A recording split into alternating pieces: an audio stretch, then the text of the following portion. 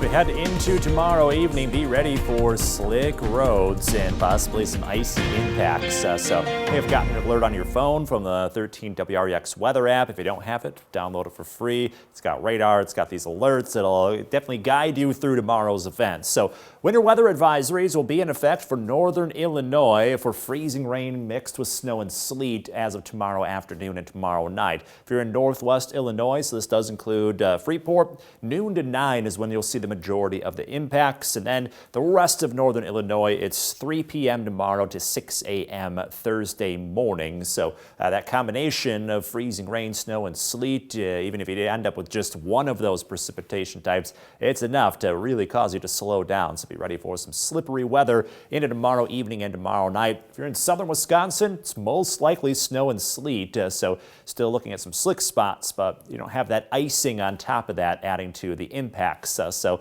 all of that adds up to cause some slippery roads. If we do see mostly freezing rain across northern Illinois, that may be enough to knock down some tree branches. So that ice definitely adds some weight to those structures, which is why you start to see all sorts of little branches and things fall down under the weight of that ice. Now, no iciness just yet. It's definitely feeling icy with temperatures around 22, wind chill around 13 for the next several hours under a cloudy sky. Tonight remaining quiet and dry too. It gets brisk. We're down to 20 for a low, wind chills dipping into the single digits. So tomorrow morning looking chilly, but we don't have to worry about any kind of icy conditions tomorrow morning just yet. It's tomorrow afternoon and evening when that icy weather settles in with that wintry mix around the corner. And here's why we're seeing a wintry mix. So at the surface, we're below freezing, which is why most likely we don't see regular rain showers. There's this little layer of warm air above the surface though, so that's either going to keep these showers falling as rain because it's melted,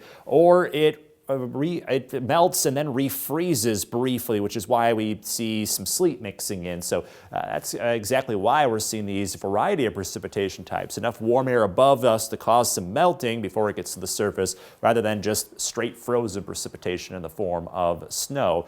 So you can see that reflected here. Early in this little event tomorrow, may have some spotty snow showers, so the air above us still pretty cold for snow. Might just be some flurries or a dusting here. And then as some warmer air arrives, we've got regular rain showers south of I-88. North of I-88, it's that freezing rain and snow because as everything's falling, it's briefly melting before freezing upon the ground surface. So tomorrow evening especially is when we'll see the majority of the slick conditions. That all heads out as we head into early Thursday morning. We're then dry over the rest of the week. So be prepared for that freezing rain threat, icing building up on the roads, on those tree branches, and the farther north you go, the more likely you'll see some snow and sleet mix in, causing less icing buildup, but more in the way of snow and sleet causing some slick conditions.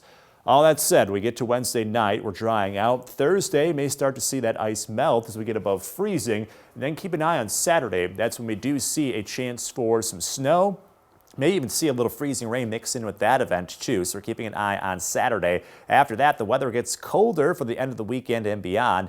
In your most accurate 10-day forecast, we've got a chilly stretch starting up into the end of next week. Plenty of days in the 20s, if not colder, so be ready for some brisk weather after this weekend.